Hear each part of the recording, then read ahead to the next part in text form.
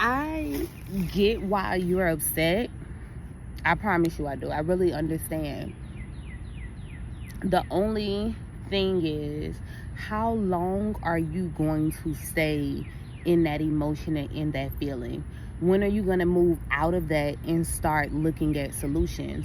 Because we can keep going in circles, right? We can keep just talking about all the things that irritate us, that frustrate us, all the things that are not working in our favor, all the things that are not going the way that we thought it should go, the way that it should have gone, all the people that are abusing us and not doing right by us and mistreating and misusing us.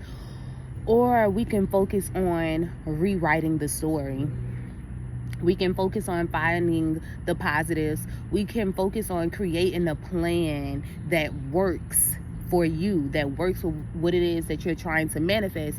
But if we keep just circling around those same emotions and we just stay there day and day and day in and day out, we are losing the time that we could have been putting towards finding a solution for whatever is going on. So I understand you're upset, and it's quite natural to be upset. I get upset. It's a natural feeling to be upset. But how long are we going to stay there? How long are we going to sit in emotions and feelings that don't serve our greater good? Sometimes you have to give yourself a time limit. How long am I allowed to rant about something that I'm so upset about? How long am I allowed to just be in a down emotion and feeling because things aren't working my way? You should give yourself a time limit. I only give myself a certain amount of time to be ranting and raving about something, especially things that I am able to recognize. And out of all the things that's going on in life, some things are so small and minute that you shouldn't put so much emphasis and focus on it. I was actually just having this conversation with my sister, and that's why some of us need to take a step back from certain activities. If we see that, okay, on an emotional level, I can't handle this activity, I need to take a step back. Social media is one of those things for me. I feel like I'm able to handle social media because I take long breaks from it. I'm talking about months away from it. So when I go back into it, I can go into it with a different heart and a different mindset. If you are doing something, the example is going to be social media. If you are going on Instagram every day and you find that when you're there, you feel sad, you feel empty, you're constantly comparing yourself to others, comparing lifestyles.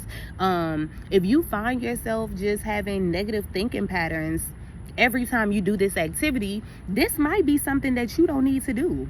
Because on an emotional level, you have not sustained yourself enough to constantly be doing it. Okay, here's another thing.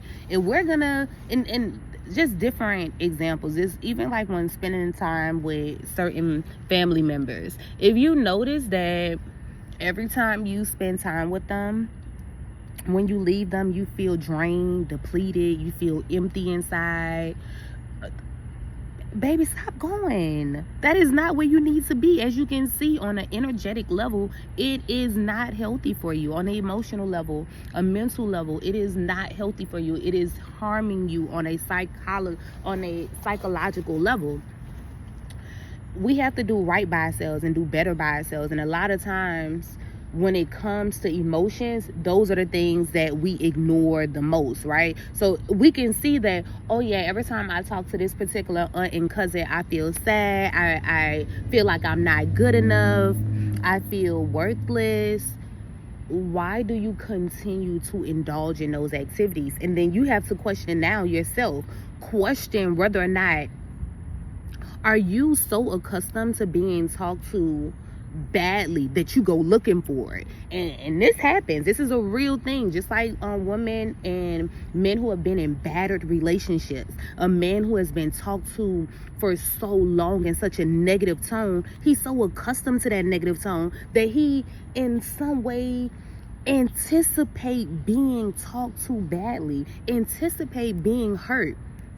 We have to pay a closer attention to the way we're responding to certain situations. And if you find yourself constantly looking for people who use and abuse you, you have become so accustomed to that treatment that you tend to not only anticipate it but desire it on a certain level, right? They did studies where women who had been in abusive relationships for so long, they produce dopamine when in the midst of those harmful situations, to the point where after they have experienced it for so long, they become accustomed to it. In some ways they desire it, and sometimes it's hard to pinpoint, okay, am I so accustomed to negative treatment that I go looking for it?